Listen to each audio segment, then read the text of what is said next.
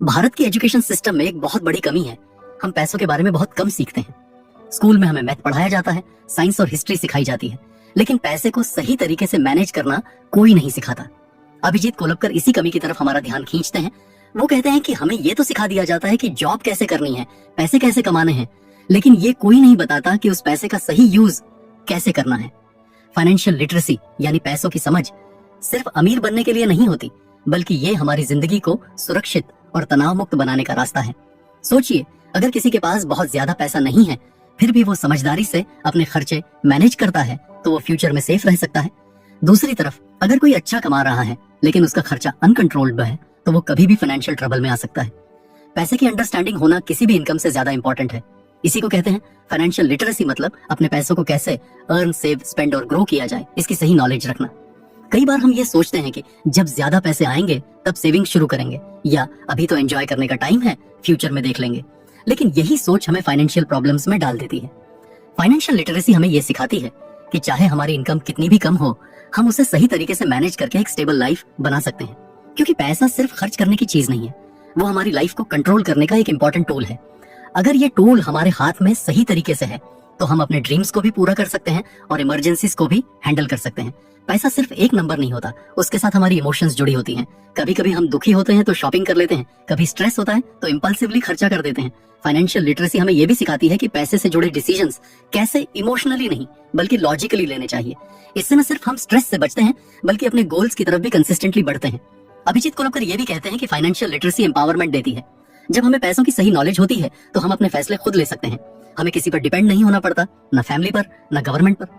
हम अपनी लाइफ को खुद कंट्रोल कर सकते हैं। इमेजिन कीजिए, अगर आपको यह पता हो कि आपकी इनकम का कितना हिस्सा खर्च करना है, कितना सेव करना है और कितना इन्वेस्ट करना है, तो आप एक कॉन्फिडेंस के साथ अपनी जिंदगी जी पाएंगे। चाहे जॉब चले जाए, कोई इमरजेंसी आ जाए, या कोई बड़ा डिसीजन लेना हो, अगर आपने अपने पैसों को अच्छे से मैनेज किया है, तो आप बिना पैनिक किए सही डिसीजन ले पाएंगे।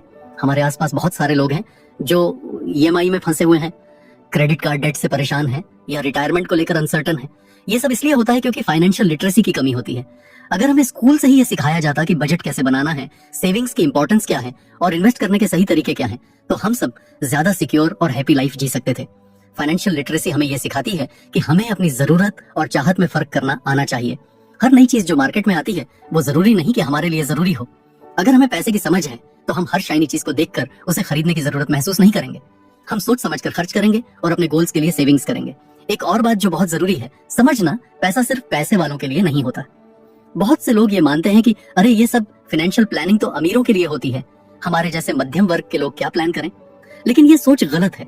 एक्चुअली जो लोग कम कमाते हैं, उन्हें फाइनेंशियल लिटरेसी की ज्यादा जरूरत होती है, क्योंकि उनके पास रिसोर्सेज लिमिटेड होते हैं, इसलिए उन्हें वाइजली डिसीजंस लेने पड़ते हैं। फाइनेंशियल लिटरेसी उन्हें ये पावर देती है। जब हम अपने बच्चों को पढ़ाते हैं, तो हम चाहते हैं कि वो डॉक्टर, इंजीनियर या आईएएस बने, लेकिन क्या हम उन्हें यह सिखाते हैं कि उनकी पहली सैलरी का क्या करना है, कैसे अपने पैसे को प्लान करें? क्या उन्हें पता होता है कि टैक्स कैसे काम करता है या म्यूचुअल फंड्स क्या होते हैं? यही गैप हमें भरनी है। अगर हम फाइनेंशियल लिटरेसी को अर्ली एज में सिखाएं, तो एक होल जनरेशन फाइनेंशियली एम्पावर्ड बन सकती है। पैसा सिर्फ खर्च करने के लिए नहीं होता, वो एक रिस्पॉन्सिबिलिटी है, और ये रिस्पॉन्सिबिलिटी हम तभी अच्छे से निभा सकते हैं जब हमें सही नॉलेज हो। जैसे ड्राइविंग के लिए ड्राइविंग लाइसेंस चाहिए, वैसे ही पैसे को चलाने के लिए फाइनेंशियल नॉलेज चाहिए। नहीं तो या तो हम क्रैश कर जाएंगे या फिर कहीं गलत मोड़ पर मुड़ जाएंगे। फाइनेंशियल लिटरेसी हमें यह भी सिखाती है कि पैसे को लेकर गिल्ट या डर रखने की जरूरत नहीं है। अगर हम प्लान बनाकर चलते हैं, तो हम गिल्ट फ्री तरीके से एंजॉय भी कर सकते हैं और सिक्योर भी रह सकते हैं। हम स्मार्ट स्पेंडिंग कर सकते हैं, मतलब ना तो जरूरत से ज्यादा खर्च करना और ना ही हर चीज से डरकर पीछे हटना। ये बात भी जरूरी है समझना कि फाइनेंशियल लिटरेसी सिर्फ कैलकुलेटर्स और स्प्रेडशीट्स की बात नहीं है। ये एक माइंडसेट है, एक सोचने का तरीका है, एक डिसिप्लिन है, और ये डिसिप्लिन हमें फ्रीडम देता है, फाइनेंशियल फ्रीडम, मेंटल पीस और लाइफ को अपने तरीके से जीने की आजादी। अगर आप इस पूरे कंसेप्ट को एक सिंपल सेंटेंस में समझना चाहें, तो वो ये होगा, कमाई से ज्यादा जरूरी है कमाई की समझ। अभिजीत कोलबकर यही मैसेज देना चाहते हैं। अगर हमें पैसे की समझ है, तो हम कम कमाई में भी सिक्योर फ्यूचर बना सकते हैं, और अगर समझ नहीं है, तो लाखों की सैलरी भी हमें परेशानियों से नहीं बचा पाएगी। इसलिए फाइनेंशियल लिटरेसी को नजरअंदाज मत कीजिए, इसे अपने लाइफ का एक इंपॉर्टेंट पार्ट बनाइए। आज इंटरनेट पर हर नॉलेज अवेलेबल है, free YouTube videos, courses, blogs, books, सब कुछ। बस जरूरत है एक शुरुआत करने की। अपने बजट से शुरू कीजिए, छोटे छोटे लक्ष्य निर्धारित कीजिए, बचत की आदतें बनाइए और धीरे धीरे निवेश करना सीखिए। यही छोटी छोटी कदम आपको लंबे समय तक सफलता और पीस की तरफ ले जाएंगी। जिंदगी में पैसों की प्रॉब्लम सिर्फ पैसों से नहीं, नॉलेज से सॉल्व होती है। और फाइनेंशियल लिटरेसी वही नॉलेज है जो आपको एम्पावर्ड बनाती है, ताकि आप ना सिर्फ सरवाइव कर सकें बल्कि थ्राइव भी कर सकें। हम सब अपने पैसों को लेकर कई बार कंफ्यूज रहते हैं। कब कितना खर्च हो गया, कहां से आया, कहां गया, कुछ पता ही नहीं चलता। यही वजह है कि फाइनेंशियल प्रॉब्लम्स अक्सर उन लोगों को भी हो जाती हैं जो अच्छी कमाई कर रहे होते हैं। अभिजीत कोलबकर कहते हैं कि इसका सबसे सिंपल और पावरफुल सॉल्यूशन है बजटिंग। ये फाइनेंशियल हेल्थ का पहला और सबसे इंपॉर्टेंट स्टेप है। बजटिंग का मतलब सिर्फ खर्चे कम करना नहीं होता, इसका मतलब है अपने पैसों के फ्लो को समझना और कंट्रोल करना। सोचिए, आपकी इनकम एक बड़ा सा पानी का टैंक है। उसमें से हर दिन थोड़ा थोड़ा पानी लीक हो रहा है, कभी बिजली का बिल, कभी ऑनलाइन शॉपिंग, कभी दोस्तों के साथ डिनर। अगर आपने उस लीक को कंट्रोल नहीं किया तो चाहे टैंक कितना भी बड़ा हो, खाली हो ही जाएगा। लेकिन अगर आप समझदारी से हर ड्रॉप को काउंट करें तो वही पानी आपको लंबे समय तक काम देगा। बजटिंग ठीक इसी तरह काम करता है। कोलबकर बजटिंग को एक कॉन्शियस प्रोसेस मानते हैं। मतलब आप खुद तय करते हैं कि आपकी कमाई कहां जाएगी, बजाय इसके कि खर्चे अपने आप हो जाएं। और इसके लिए वो जीरो बेस्ड बजटिंग का कॉन्सेप्ट बताते हैं। इसमें आप अपनी हर इनकम को पहले से ही प्लान कर लेते हैं। हर एक रुपया कहां जाएगा वो डिसाइड किया जाता है। कोई पैसा यूं ही बचे या बेकार न जाए, सबका रोल फिक्स होता है। इस तरीके से आपको क्लैरिटी भी रहती है और कंट्रोल भी। अब बात आती है एक पॉपुलर रूल की 50-30-20 रूल। इसका मतलब है आपकी इनकम को 3 पार्ट्स में डिवाइड करना। 50% आपके जरूरी खर्चों के लिए जैसे किराया, खाना, बिल्स। 30% आपके वांट्स के लिए जैसे मूवीज, शॉपिंग, आउटिंग्स। और 20% सेविंग या इन्वेस्टमेंट के लिए। ये एक अच्छा स्टार्टिंग पॉइंट है, लेकिन कोलबकर कहते हैं कि आपको इसे अपनी लाइफ के हिसाब से कस्टमाइज करना चाहिए। हर किसी की जरूरतें अलग होती हैं, इसलिए आपका बजट भी पेशेवर होना चाहिए। बजटिंग को आसान बनाने के लिए आज बहुत सारे टूल्स उपलब्ध हैं। आप चाहे तो साधारण स्प्रेडशीट पर अपना इनकम एक्सपेंस ट्रैक कर सकते हैं, या फिर कुछ स्मार्ट एप्स यूज कर सकते हैं जैसे वॉलनट या मनी मैनेजर। इन एप्स में आप अपने हर खर्च को डेली बेसिस पर ट्रैक कर सकते हैं। किस दिन कितना खर्च हुआ, किस कैटेगरी में गया, सब कुछ साफ साफ दिखता है। जब हम अपने खर्चों को देखते हैं तो खुद ब खुद डिसिप्लिन आने लगता है। कोलबकर कहते हैं कि बजट हमेशा मंथली बनाइए, लेकिन अगर पॉसिबल हो तो वीकली रिव्यू कीजिए। इससे आपको रियल टाइम फीडबैक मिलता है और आप टाइम रहते सुधार कर सकते हैं। जैसे किसी महीने आपने देखा कि आपने खाने पर बहुत ज्यादा खर्च कर दिया, तो अगले हफ्ते से ही आप थोड़ा कंट्रोल कर सकते हैं। बजट बनाने का मतलब ये नहीं कि आपको हर खुशी छोड़ देनी है, बल्कि ये है कि आप अपने डिसीजंस कॉन्शियसली लें। फिक्स्ड कॉस्ट और वेरिएबल कॉस्ट का फर्क समझना भी बहुत जरूरी है। फिक्स्ड कॉस्ट वो होते हैं जो हर महीने ऑलमोस्ट सेम रहते हैं, जैसे rent, electricity bill, phone recharge. इन्हें आप प्रेडिक्ट कर सकते हैं। लेकिन वेरिएबल कॉस्ट हर महीने बदलते रहते हैं, जैसे बाहर खाना खाना, कैब लेना, ट्रैवल, गिफ्ट्स देना आदि। इन्हीं वेरिएबल खर्चों में हमारा पैसा साइलेंटली बहता है। अगर आप इनको ट्रैक करें और लिमिट करें तो बहुत सेविंग्स हो सकती है। बजट बनाना कुछ लोगों को बोरिंग या रिस्ट्रिक्टिव लग सकता है, लेकिन सच्चाई ये है कि बजटिंग आपकी फ्रीडम को कम नहीं करता, बढ़ाता है। जब आप जानबूझकर खर्च करते हैं तो गिल्ट कम होता है और कॉन्फिडेंस बढ़ता है। जैसे मान लीजिए आपने डिसाइड किया है कि इस महीने आप 2000 रुपए सिर्फ आउटिंग के लिए रखेंगे, तो जब आप दोस्तों के साथ मूवी जाते हैं या कैफे में बैठते हैं तो आपको ये डर नहीं रहता कि शायद ज्यादा खर्च हो रहा है। आप खुलकर एंजॉय करते हैं क्योंकि आप पहले से प्रिपेयर्ड होते हैं। एक और बड़ी गलती जो लोग करते हैं वो ये है कि वो बजट को एक बार बनाकर भूल जाते हैं। लेकिन सच तो ये है कि बजट एक बार का काम नहीं है, ये एक हैबिट है। हर महीने, हर हफ्ते आपको इसे रिव्यू करना पड़ता है, अपडेट करना पड़ता है। जैसे आपकी लाइफ चेंज होती है, नई जॉब, नया खर्च, शादी, बच्चा, वैसे ही आपका बजट भी बदलता है। इसे डायनामिक बनाए रखिए। बजटिंग एक तरह की सेल्फ अवेयरनेस है। ये आपको अपने बिहेवियर का मिरर दिखाता है। आप कहाँ ओवर स्पेंड करते हैं, कहाँ वेस्ट करते हैं और कहाँ इंप्रूवमेंट की जरूरत है। कभी कभी आप खुद हैरान रह जाएंगे कि छोटे छोटे खर्चे कैसे बड़े बन जाते हैं। जैसे हर दिन 100 रुपए का कॉफी, महीने में 3000, साल में 36,000। सोचिए, अगर ये पैसे आप SIP में इन्वेस्ट करते तो कुछ सालों में कितना बड़ा अमाउंट बन सकता था। कोलबकर कहते हैं कि जो लोग बजट बनाना शुरू करते हैं वो धीरे धीरे फाइनेंशियली कॉन्फिडेंट बनते जाते हैं। उनके खर्चों में कंट्रोल आता है, उनके सेविंग्स बढ़ते हैं और उनके डिसीजंस इंप्रूव होते हैं। बजटिंग सिर्फ पैसा बचाने का तरीका नहीं, बल्कि एक माइंडसेट शिफ्ट है जिसमें आप अपनी जिंदगी के ड्राइवर बन जाते हैं। अब खर्च आपको नहीं कंट्रोल करता, आप खर्च को कंट्रोल करते हैं। बच्चों को भी बजटिंग की आदत देना बहुत जरूरी है। जब वो अपनी पॉकेट मनी को डिवाइड करना सीखते हैं कि कितना खर्च करना है, कितना बचाना है, तभी से उनकी फाइनेंशियल हैबिट्स स्ट्रांग होती हैं और यही हैबिट्स उन्हें बड़े होकर फाइनेंशियली मैच्योर बनाती हैं। कभी कभी लोग सोचते हैं कि जब ज्यादा पैसे आएंगे तब बजट बनाएंगे, लेकिन ये सोच गलत है। जितना लिमिटेड इनकम हो उतना ज्यादा रीजन है कि आप बजट बनाएं, क्योंकि जब रिसोर्सेज कम होते हैं तब प्लानिंग और जरूरी हो जाती है। और अगर आप कम में मैनेज करना सीख गए तो फ्यूचर में जब इनकम बढ़ेगी तो आप उस पैसे को वाइजली यूज कर पाएंगे। बजटिंग से एक और फायदा होता है, आप इमरजेंसी सिचुएशंस के लिए तैयार रहते हैं, चाहे मेडिकल इमरजेंसी हो या जॉब लॉस। अगर आपने पहले से अपने खर्चों को मैनेज किया है और थोड़ी बहुत सेविंग्स रखी है तो आप पैनिक नहीं करते, आप कामली उस सिचुएशन को हैंडल कर सकते हैं। अगर आप आज से बजटिंग शुरू करना चाहते हैं तो एक सिंपल स्टेप लीजिए, पिछले महीने के अपने सारे खर्चों को एक बार लिख कर देखिए। कैटेगरीज बनाइए, रेंट, फूड, ट्रांसपोर्ट, एंटरटेनमेंट आदि। फिर सोचिए कि किस कैटेगरी में आप थोड़ा कटौती कर सकते हैं और किस में आपको थोड़ा ज्यादा एलोकेट करना चाहिए। यही आपकी बजटिंग जर्नी की शुरुआत है। बजटिंग आपको फाइनेंशियली फ्री बनाने की डायरेक्शन में पहला कदम है। ये एक हैबिट है जो धीरे धीरे आपकी पूरी लाइफ को ट्रांसफॉर्म कर सकती है।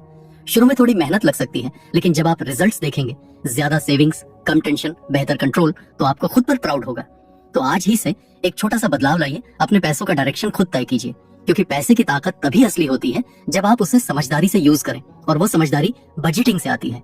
जब बात पैसे की आती है तो हम में से ज्यादातर लोग यही सोचते हैं कि जो बचेगा वही बचत होगी, लेकिन अभिजीत कोलबकर इस सोच को उल्टा करते हैं। उनका कहना है, जो बचाना है वो पहले बचाओ, जो बचे उससे खर्च चलाओ। यानी सेविंग को प्रायोरिटी बनाओ, न कि लेफ्ट ओवर। और ये बात सिर्फ पैसे इकट्ठा करने की नहीं है, बल्कि एक पर्पस के साथ सेविंग करने की है। बहुत से लोग पैसे बचाते तो हैं, लेकिन बस ऐसे ही बिना किसी गोल के। वो सोचते हैं कि जितना ज्यादा कैश घर में या अकाउंट में पड़ा रहेगा उतना अच्छा। लेकिन कोलबकर समझाते हैं कि ये तरीका लॉन्ग टर्म में आपको नुकसान भी दे सकता है, क्योंकि इन्फ्लेशन यानी महंगाई हर साल आपके पैसों की वैल्यू कम कर देती है। एक चीज जो आज 1000 रुपए में मिल रही है, वो शायद 5 साल बाद 1500 रुपए की हो जाएगी। यानी अगर आपका पैसा बस यूं ही पड़ा है और ग्रो नहीं हो रहा, तो वो धीरे धीरे कमजोर होता जा रहा है। कोलबकर कहते हैं कि सेविंग सिर्फ पैसों को रोकने का काम नहीं है, बल्कि उसे एक प्लान के साथ सही जगह लगाने का तरीका है। और सेविंग का सबसे इंपॉर्टेंट पार्ट है इमरजेंसी फंड। अब इमरजेंसी वर्ड सुनते ही कई लोग सोचते हैं कि ये तो किसी बड़े प्रॉब्लम के लिए होगा, जैसे हॉस्पिटल का बिल या जॉब चले जाना। हाँ, वो सभी इमरजेंसीज हैं, लेकिन इमरजेंसी फंड का मतलब है वो पैसा जो आपकी मेंटल शांति का बफर बन सके। जब कोई सडन परेशानी आए, छोटी हो या बड़ी, तो आप पैनिक ना करें, बल्कि कॉन्फिडेंटली उसका सामना कर सकें। इमरजेंसी फंड आपको उस वक्त काम आता है जब इनकम नहीं आ रही लेकिन खर्चे बंद नहीं हुए हैं। इसलिए कोलबकर स्ट्रांगली रिकमेंड करते हैं कि हर इंसान के पास कम से कम 3 से 6 महीने के खर्च के बराबर इमरजेंसी फंड होना चाहिए। अगर आपका मंथली खर्च 25,000 रुपए है, तो कम से कम 75,000 से 1,50,000 तक का इमरजेंसी बैकअप होना चाहिए। इससे आप खुद को समय दे सकते हैं, न्यू जॉब ढूंढने के लिए, हेल्थ रिकवर करने के लिए, या किसी भी अनएक्सपेक्टेड सिचुएशन को मैनेज करने के लिए। अब सवाल ये उठता है, ये पैसा कहाँ रखें? कोलबकर इस पर भी क्लैरिटी देते हैं। वो बताते हैं कि इमरजेंसी फंड ऐसे जगह पर होना चाहिए जहां आपको जरूरत पड़ने पर तुरंत एक्सेस मिल जाए, लेकिन साथ ही थोड़ा इंटरेस्ट भी मिले। इसके लिए कुछ ऑप्शंस हैं, जैसे रिकरिंग डिपॉजिट्स, जहां आप हर महीने फिक्स्ड अमाउंट जमा करते हैं, स्वीप इन अकाउंट्स जो सेविंग्स और एफडी का कॉम्बो होते हैं, और डिजिटल वॉलेट्स जैसे पेटीएम, फोनपे, जिनमें पैसे रखना इजी होता है लेकिन इंटरेस्ट कम मिलता है। रिकरिंग डिपॉजिट्स में डिसिप्लिन आ जाता है, हर महीने पैसा अपने आप कटता है और एक फिक्स्ड मैच्योरिटी अमाउंट मिलता है।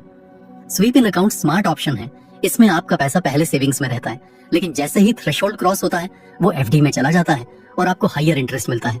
वहीं डिजिटल वॉलेट्स फास्ट होते हैं, लेकिन उनमें पैसा ग्रोथ नहीं करता। कोलबकर बताते हैं कि इमरजेंसी फंड का गोल है लिक्विडिटी प्लस सेफ्टी प्लस थोड़ा सा रिटर्न। इसलिए उसे ऐसी जगह रखो जहां से पैसा तुरंत निकाला जा सके और थोड़ा इंटरेस्ट भी मिले। सेविंग को एक हैबिट बनाने के लिए कोलबकर एक सॉलिड एडवाइस देते हैं। अपनी इनकम का कम से कम 10% हर महीने सेव करो और इसे ऑटोमेट कर दो। मतलब सैलरी आते ही कुछ अमाउंट ऑटोमेटिकली आपके सेविंग्स अकाउंट, आरडी या म्यूचुअल फंड में चला जाए। जैसे रेंट या ईएमआई एक नॉन निगोशिएबल खर्च होता है, वैसे ही सेविंग को भी ट्रीट करो। ये कोई ऐसा खर्च है जिसे टालना अलाउड नहीं है।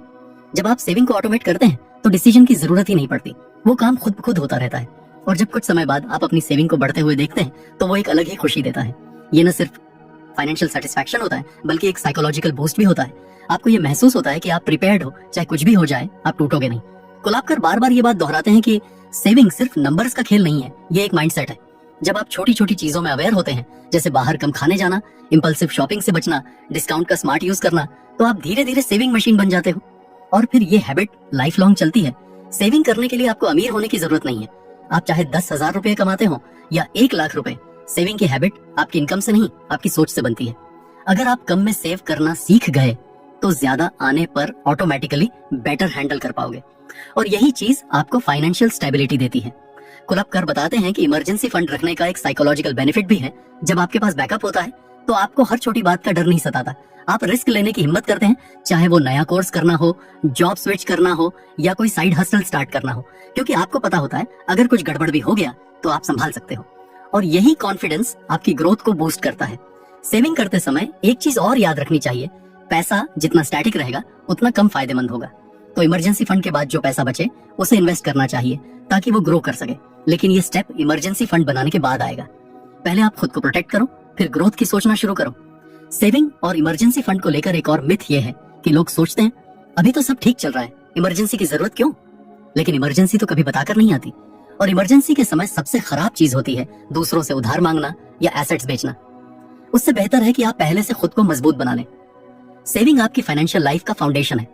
अगर ये स्ट्रांग है तो उस पर आप बहुत कुछ खड़ा कर सकते हैं, इन्वेस्टमेंट्स, ड्रीम्स, गोल्स। लेकिन अगर सेविंग नहीं है तो आपकी फाइनेंशियल बिल्डिंग कमजोर नींव पर टिकी है जो कभी भी गिर सकती है। अगर आपने अब तक सेविंग शुरू नहीं की है तो आज से एक छोटा स्टेप लीजिए, 500 रुपए ही सही, लेकिन हर महीने अलग रखिए। Start small but be consistent. धीरे धीरे आपको खुद ही मजा आने लगेगा जब आप देखेंगे कि आपकी सेविंग्स बढ़ रही है और आपके पास एक सॉलिड बैकअप तैयार हो रहा है। तो अगली बार जब सैलरी आए सबसे पहले खुद को पे करो, यानी सेव करो, फिर खर्चों की बारी आए। और याद रखो, इमरजेंसी फंड कोई लग्जरी नहीं है, ये नेसेसिटी है। ये वो इनविजिबल शील्ड है जो आपको अनसर्टेन दुनिया में कॉन्फिडेंट बनाता है। अक्सर हम ये सोचते हैं कि सेविंग करना ही काफी है, हर महीने कुछ पैसा बचा लिया और उसे बैंक में रख दिया, बस हो गया काम। लेकिन अभिजीत कोलपकर इस सोच को बदलते हैं। उनका साफ मैसेज है, सिर्फ सेविंग से आप फ्यूचर सिक्योर नहीं कर सकते, क्योंकि महंगाई हर साल आपके पैसों की वैल्यू कम कर देती है। इसलिए जरूरी है कि आप इन्वेस्टिंग भी समझें और शुरू करें। सेविंग वो पैसा है जो आप खर्च से बचा लेते हैं, लेकिन इन्वेस्टिंग वो तरीका है जिससे आप अपने पैसों से पैसा कमाते हो, और यही पैसा बनाता है आपके सपनों को पूरा करने का रास्ता। कोलपकर बताते हैं कि अगर आप सिर्फ बैंक में पैसे जमा करते रहोगे तो आपका पैसा इन्फ्लेशन से हार जाएगा, लेकिन अगर आप सही तरीके से इन्वेस्ट करते हो तो वही पैसा आपकी सबसे बड़ी ताकत बन सकता है। इन्वेस्टिंग का मतलब है अपने पैसे को ऐसे जगह लगाना जो आपको रिटर्न दे, यानी वो पैसा समय के साथ बढ़े। कोलपकर इन्वेस्टमेंट को एक जरूरी फाइनेंशियल स्किल मानते हैं और कहते हैं कि हर इंसान को इसके बेसिक्स समझने चाहिए, चाहे उसकी इनकम कितनी भी हो। इन्वेस्टमेंट की दुनिया में कई रास्ते होते हैं, इन्हें असेट क्लासेस कहा जाता है। हर असेट क्लास की अपनी रिस्क और रिटर्न होती है। 4 मेन असेट क्लासेस होते हैं, डेट, इक्विटी, गोल्ड और रियल एस्टेट। डेट इंस्ट्रूमेंट्स मतलब ऐसे इन्वेस्टमेंट्स जो फिक्स्ड रिटर्न देते हैं, जैसे कि बॉन्ड्स या फिक्स्ड डिपॉजिट्स। इनमें रिस्क कम होता है लेकिन रिटर्न भी लिमिटेड होता है, ज्यादातर 6% से लेकर 8% तक। इक्विटी यानी शेयर्स या स्टॉक्स, जहां आप किसी कंपनी में हिस्सा खरीदते हो। यहाँ रिटर्न्स बहुत ज्यादा हो सकते हैं लेकिन रिस्क भी हाई होता है। इसलिए इक्विटी उन लोगों के लिए है जो इन्फॉर्म्ड डिसीजंस ले सकते हैं और मार्केट को समझते हैं। गोल्ड एक ट्रेडिशनल और सेफ ऑप्शन माना जाता है। लोग इसे मोस्टली सिक्योरिटी और स्टेबिलिटी के लिए खरीदते हैं, लेकिन कोलपकर बताते हैं कि लॉन्ग टर्म में गोल्ड का रिटर्न इक्विटी से कम होता है और इसे इन्फ्लेशन हेज की तरह इस्तेमाल करना बेहतर होता है। रियल एस्टेट यानी जमीन जायदाद, इसमें पैसा ज्यादा लगता है, लिक्विडिटी कम होती है, लेकिन कई बार इसमें अच्छा एप्रिसिएशन मिल जाता है। हालांकि बिगिनर्स के लिए ये ऑप्शन हमेशा प्रैक्टिकल नहीं होता। अब बात करते हैं कुछ प्रैक्टिकल और एक्सेसिबल इन्वेस्टमेंट ऑप्शंस की, जिनसे कोई भी व्यक्ति अपनी जर्नी शुरू कर सकता है। सबसे पहला और पॉपुलर ऑप्शन है म्यूचुअल फंड्स। म्यूचुअल फंड्स में आपका पैसा कई अलग अलग कंपनियों में लगाया जाता है, जिससे आपका रिस्क डाइवर्सिफाई हो जाता है। और अगर आप डिसिप्लिन्ड तरीके से हर महीने इन्वेस्ट करना चाहते हैं तो एसआईपी यानी सिस्टमैटिक इन्वेस्टमेंट प्लान सबसे अच्छा तरीका है। एसआईपी में आप हर महीने एक फिक्स्ड अमाउंट इन्वेस्ट करते हो, जैसे 1000 रुपए, 2000 रुपए या जितना आप अफोर्ड कर सकते हो। कोलपकर बताते हैं कि एसआईपी की ब्यूटी है पावर ऑफ कंपाउंडिंग, मतलब पैसा पैसा कमाने लगता है और समय के साथ वो तेजी से बढ़ता है। एग्जाम्पल के लिए, अगर आप हर महीने 5000 रुपए इन्वेस्ट करते हो और एवरेज रिटर्न 12% मानते हैं तो 25 साल में यह अमाउंट करीब 95 लाख हो सकता है। लेकिन अगर आप 10 साल लेट शुरू करते हो, यानी सिर्फ 15 साल इन्वेस्ट करते हो, तो वही अमाउंट 44 लाख ही बनता है। इसका मतलब है टाइम सबसे बड़ा फैक्टर है इन्वेस्टिंग में।